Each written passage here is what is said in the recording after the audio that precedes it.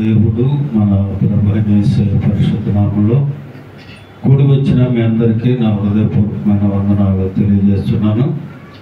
కొద్దిసేపు దేవుని మాటలు విందాం. పరిశుద్ధ గ్రంథము నుండి ఆదికాండ గ్రంథము 18వ అధ్యాయము 18వ వచనాన్ని చదువుకున్నాం. ఆదికాండ గ్రంథము 18వ అధ్యాయము 18వ వచనం. అబ్రహాము నిశ్చయముగా బలము గల గొప్ప జనమగును, అతని మూలముగా భూమిలోని సమస్త జనములు ఆశీర్వదించబడును. చిన్న ప్రార్థన చేద్దాం. కృపగల దేవానికి వందనాలు. ఇప్పటి వరకు పాటల ద్వారా మిమ్మల్ని స్తుతించి మహింపరిచి గణపరిచాం ప్రభువా. కొద్దిసేపు నీ మాటలు వినాలనే ఆశతో ఉన్నాం.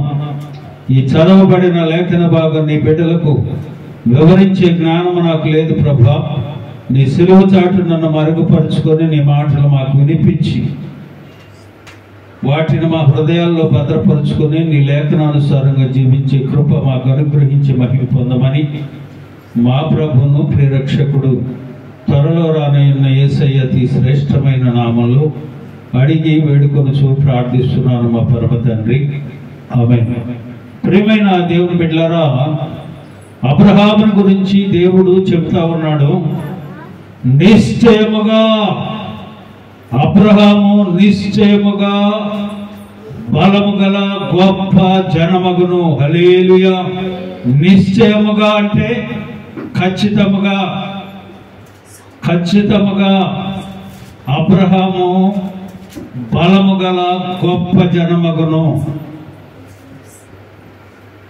బలము గల గొప్ప జనమగును. నిశ్చయముగా ఖచ్చితముగా దేవుడు ఆ రీతిగా నీ గురించి నా గురించి మనందరి గురించి చెప్పాలి. ఇదిగో ఈ నా కుమారుడు నిశ్చయముగా ఆశీర్వదించబడతాడు. ఇతడు భూమి మీద ఉన్నవారు అందరూ ఇతని ద్వారా ఆశీర్వదించబడతారు. అబ్రహామును గురించి చెప్తున్నాడు. సమస్త జనము, భూమిలోని సమస్త జనము కూడా ఇతని మూలముగా ఆశీర్వదించబడతారు. హల్లెలూయా. ప్రియమైన దేవుని బిడ్డలారా, ఈ అబ్రహాము ఎవరు? అబ్రహాము దేవుని నమ్మెను, అది అతనికి నీతిగా ఎంచబడెను. కాబట్టే దేవుడు అబ్రహామును గురించి చెప్తున్నాడు నిశ్చయముగా. ఈరోజు నువ్వు ఎన్నో సంవత్సరాల నుంచి దేవుని సన్నిధికి రావచ్చు, ప్రార్థిస్తూ ఉండొచ్చు, దేవుని సన్నిధిలో ఎన్నో కార్యములు నువ్వు జరిగించి ఉండొచ్చు. కానీ దేవుడు నీ గురించి ఏం చెప్తున్నాడు? నిశ్చయముగా ఈ నా కుమార్తె లేదా నిశ్చయముగా ఈ నా కుమారుడు దీవించబడతాడు అని అనాలంటే మనం ఏ రీతిగా ఉండాలి? అబ్రహామును గురించి దేవుడు ఇచ్చిన సాక్ష్యము, నేను నిశ్చయముగా ఇతను ఆశీర్వదిస్తా, భూమి మీద ఉన్న జనములందరూ ఇతని ద్వారా ఆశీర్వదించబడతారు అని చెప్తున్నాడు. కారణం అతడు దేవుని నమ్మెను, అది అతనికి నీతిగా ఎంచబడను. కాబట్టి దేవుడు ఆ రీతిగా అబ్రహామును గురించి చెప్తా ఉన్నాడు. అలాగనే యెఫున్నె కుమారుడైన కాలేబుని గురించి కూడా ఒక మాట చెప్తారు. కాలేబు చూడండి, యెషయా గ్రంథం, యెహోషువ గ్రంథం 14వ అధ్యాయం 9వ వచనం. ఆ దినమున మోషే ప్రమాణము చేసి, నీవు నా దేవుడైన యెహోవాను నిండు మనసుతో అనుసరించితివి గనుక నీవు అడుగుపెట్టు భూమి నిశ్చయముగా నీ సంతానమునకును ఎల్లప్పుడూ స్వాస్థ్యముగా ఉండును. హల్లెలూయా. ప్రియమైన దేవుని బిడ్డలారా, దేవుని ఆశీర్వాదం మనం పొందాలంటే నిశ్చయముగా దేవుడు ఆశీర్వదించాలి అనంటే అక్కడ మోషే చెప్తున్నాడు కాలేబుతో, నిశ్చయముగా నీవు నా దేవుడైన యెహోవాను నిండు మనసుతో అనుసరించి నడిచావు కనుక నువ్వు ఎక్కడైతే నీ కాలు పెడతావో, అడుగు పెడతావో ఆ భూమి నీకును నీ సంతానమునకును స్వాస్థ్యముగా ఉంటది అంటున్నాడు. హల్లెలూయా. ప్రియమైన దేవుని బిడ్డలారా, అబ్రహాము ఆశీర్వదించబడ్డానికి గల కారణం ఆయన దేవుణ్ణి నమ్మటాన్ని బట్టి. కాలేబు దీవించబడడానికి గల కారణము నిండు మనసుతో దేవుణ్ణి అనుసరించాడు కాబట్టి. అలాగనే దేవుని వాక్యం అంటా ఉంది కదా, చూడండి, మోషేని బట్టి అంటున్నాడు ఆయన. చూడండి, నిర్గమాకాండం 3వ అధ్యాయం 12వ వచనం, ఆయన నిశ్చయముగా నేను నీకు తోడై ఉంటాను, నిశ్చయముగా నేను నీకు తోడై ఉంటా. ప్రియమైన దేవుని బిడ్డలారా, వీరందరూ నిశ్చయముగా దేవుని చేత దీవించబడ్డానికి గల కారణం, అబ్రహాము దేవుని నమ్మాడు, అలాగనే కాలేబు నిండు మనసుతో దేవుని అనుసరించి నడిచాడు, మోషే తన ఇల్లంతటిలో నమ్మకంగా ఉన్నాడు గనక నిశ్చయముగా నేను నీకు తోడై ఉంటానని చెప్తున్నాడు. హల్లెలూయా. ప్రియమైన దేవుని బిడ్డలారా, నీవు నేను మన కుటుంబాలు దీవించబడాలి నిశ్చయముగా అని అంటే మనం ఏం చేయాలి? అబ్రహాము వలె దేవుని నమ్మాలి, కాలేబు వలె నిండు మనసుతో దేవుని అనుసరించి నడవాలి, మోషే వలె తన ఇల్లంతటిలో నమ్మకంగా ఉండాలి. దేవుడు మనకి తోడై ఉంటాడు. హల్లెలూయా. క్రొత్త నిబంధన గ్రంథంలో ఒక వ్యక్తిని గురించి వ్రాయబడుతుంది, ఆయనే శతాధిపతి. మత్తయి సువార్త 8వ అధ్యాయం 10వ వచనం, లూకా సువార్త 7వ అధ్యాయం 9వ వచనం. ఇంత చూడండి, యేసు ఈ మాటలు విని ఆశ్చర్యపడి వెంట వచ్చుచున్న వారిని చూచి, ఇశ్రాయేలీలో నేను అవనకైనను ఇంత విశ్వాసం ఉన్నట్టు చూడలేదు, నిశ్చయముగా మీతో నేను చెప్పుచున్నాను. హల్లెలూయా. ఒక శతాధిపతిని గురించి యేసయ్య చెప్తున్నాడు, ఇశ్రాయేలీలో ఇంత విశ్వాసం గలవాడిని నేను ఎక్కడా చూడలేదు. ఇంత గొప్ప విశ్వాసము కలిగి ఉన్నది కాబట్టే ఇశ్రాయేలీలో ఎవరికైనాను ఇంత విశ్వాసం ఉన్నట్టు నేను చూడలేదు అని యేసయ్యే చెప్తున్నాడు. ప్రియమైన దేవుని బిడ్డలారా, అంత గొప్ప విశ్వాసం మనం కలిగి ఉంటే దేవుని సన్నిధికి మనం వస్తే దేవుడు అంటాడు కదా, ఇంత గొప్ప విశ్వాసం నేను ఎవరిలో చూడలేదయ్యా, ఎంతమంది నన్ను వెంబడిస్తా ఉన్నారు, ఇశ్రాయేలీలోనే నేను ఇంత మటుకు చూడలేదు ఇంత గొప్ప విశ్వాసం.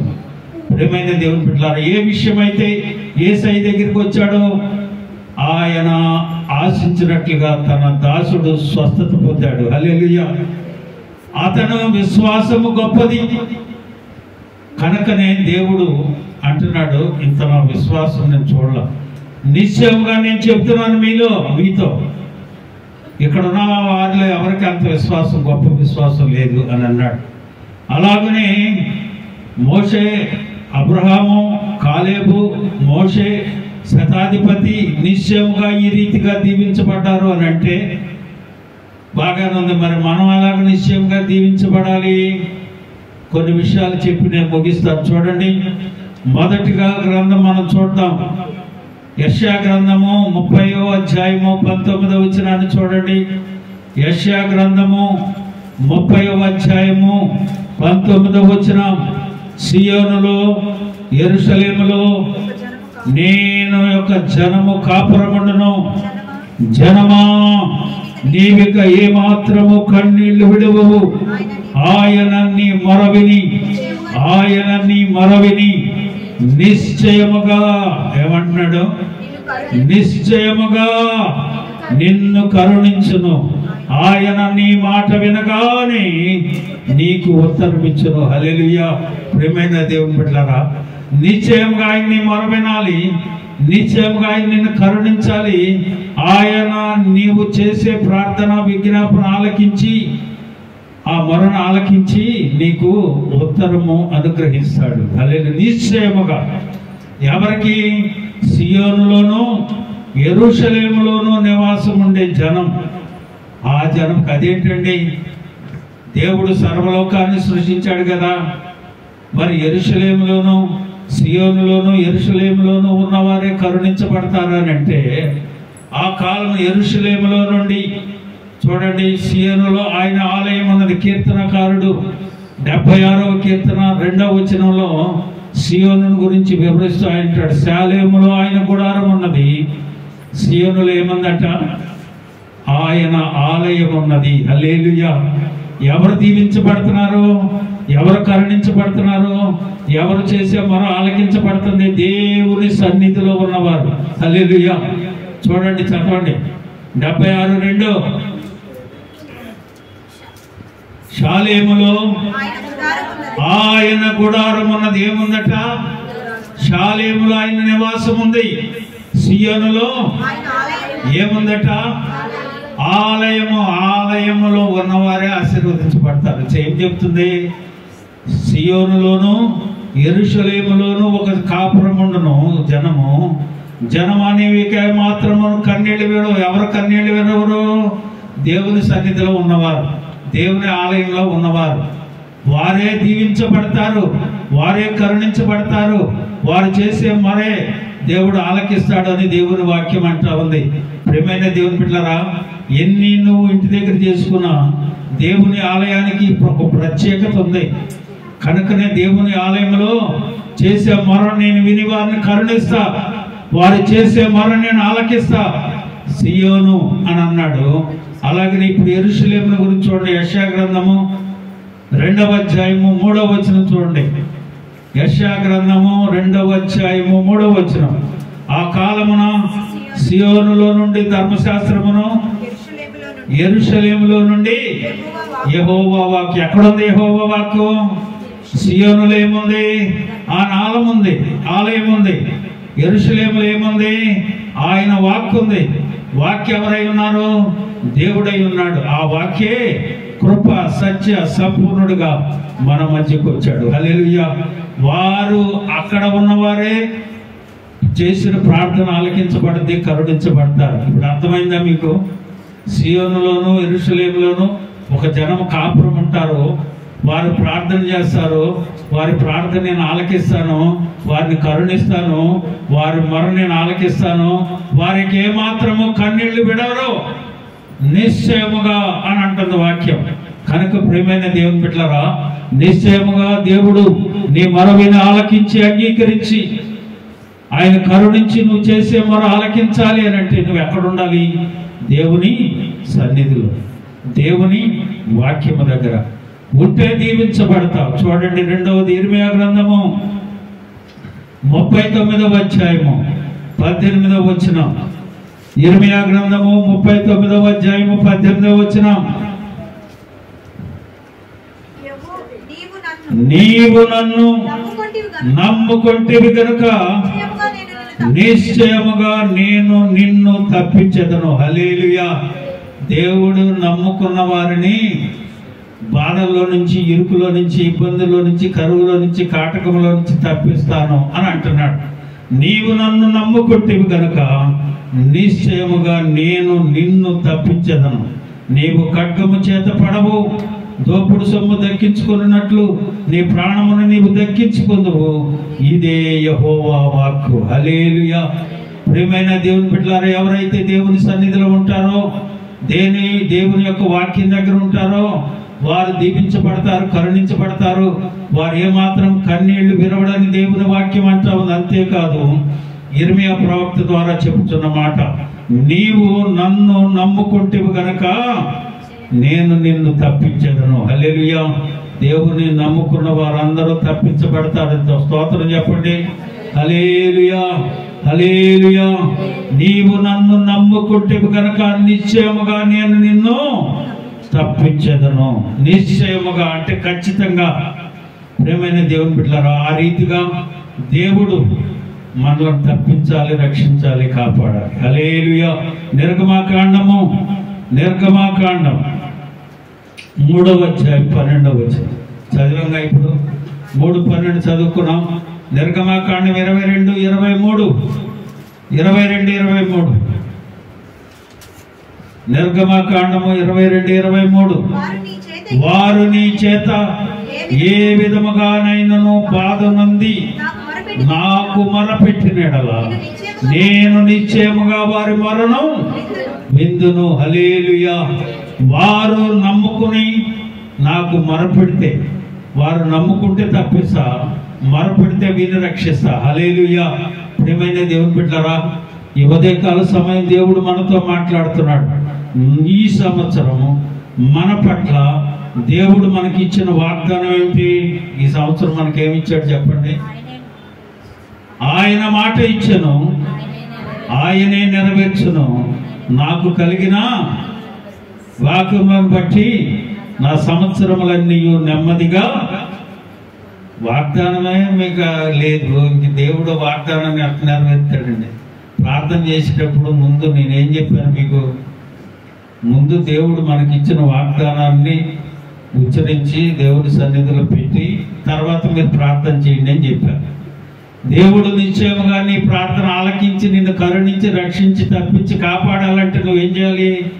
దేవుడు నీకు ఇచ్చిన వాగ్దానాన్ని ముందు ఆయన పాత సన్నిధి పెట్టి, ఈ సంవత్సరం నాకు కార్యం చేస్తాన్నావుగా, ఈ సంవత్సరం నన్ను రక్షిస్తాన్నావుగా, నా పట్ల ఈ సంవత్సరం అంతా నెమ్మదిగా నేను నడుచుకుందునని చెప్పానుగా. ప్రార్థన చేయటానికి ముందు వాగ్దానం గుర్తుండాలిగా. ఏమండి, ఆయన అంటున్నాడు, నిశ్చయముగా నేను నిన్ను కరుణిస్తాను, నిశ్చయముగా నీ మొర నేను ఆలకిస్తా. హల్లెలూయా. దేవుడు నిశ్చయంగా నీ మొరను ఆలకించాలి. దేవుడు అంటే దేవుని సన్నిధిలో ఉండాలి, దేవుని వాక్యజ్ఞానంలో ఉండాలి, ఆయన నమ్ముకోవాలి. అంతేకాదు ఆయన మొర పెడితే నిశ్చయముగా ఆయన మొర ఆలకిస్తానంటున్నాడు. హల్లెలూయా. చూడండి, ఆదికాండం 22:17, నేను నిన్ను ఆశీర్వదించి ఆకాశ నక్షత్రముల వలె సముద్ర తీరమందలి ఈశ్వరేణుల వలె నీ సంతానము నిశ్చయముగా విస్తరింపజేసేదనను. నీ సంతతి వారు తమ శత్రువుల గవని స్వాధీనపరచుకుందరు. హల్లెలూయా. వాగ్దానాలు వెంబడి వాగ్దానాలు ఇస్తున్నాడు అబ్రహాంకి. అక్కడ ఏమంటున్నాడు? నీ ద్వారా భూమి మీద సకల జనులు దీవించబడతారని చెప్పాడు. ఇక్కడ ఏమంటున్నాడు? నేను నిన్ను ఆశీర్వదిస్తా, ఆకాశ నక్షత్రముల వలె సముద్ర తీరమందలి ఇసుకరేణుల వలె నీ సంతానము నిశ్చయముగా, నీ సంతానము నిశ్చయముగా విస్తరింపజేసేదను. నీ సంతతి వారు తమ శత్రువుల గవని స్వాధీనపరచుకుందరు. హల్లెలూయా. ప్రియమైన దేవుని బిడ్డలారా, దేవుడు మనకిచ్చే వాగ్దానాలను, దేవుడు మనకిచ్చే మాటను నెరవేర్చాలంటే ఆయన మాట ఇచ్చను, ఆయనే నెరవేర్చను. హల్లెలూయా. ఒకసారి ఆ వాగ్దానాన్ని అందరు చదవండి, చెప్పండి, అందరు చదవండి ఒకసారి. ఆయనే మాట ఇచ్చను, ఆయనే నెరవేర్చును. నాకు కలిగిన వాక్యములను బట్టి నా సంవత్సరములన్నీ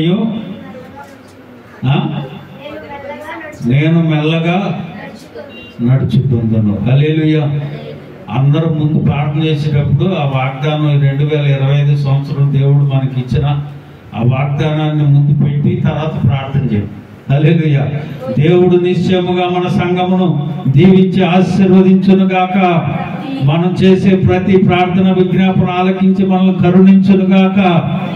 ఆయన కృప మనకు అనుగ్రహించును గాక. హల్లెలూయా. ప్రియమైన దేవుని బిడ్డలారా, దేవుడు ఎన్నో విధాలుగా మనలను ఆదరిస్తూ ఉన్నాడు, మనలను కాపాడుతూ ఉన్నాడు. ఆయన మాట ఇచ్చను, ఆయనే నెరవేర్చను, ఆయనే నెరవేర్చను. హల్లెలూయా. చూడండి, నిశ్చయముగా 128వ కీర్తన 1-2 వచనాలు. యెహోవా యందు భయభక్తులు కలిగి ఆయన త్రోవల యందు నడుచు వారందరూ ధన్యులు.